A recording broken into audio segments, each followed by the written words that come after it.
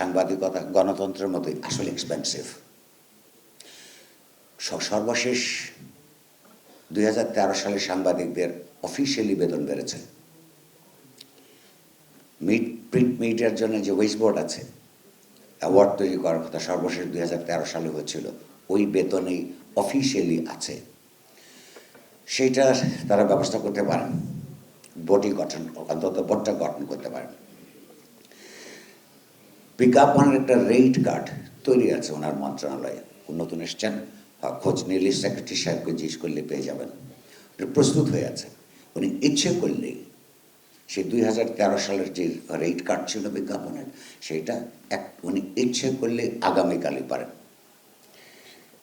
একটা সম্প্রচারের নীতিমালা, ওটা ড্রাফট প্রস্তুত আছে বেশ কিছুদিন আগে। উনি ইচ্ছে করলেই ওনার নির্বাচনের আগে এটা করে দিতে পারেন।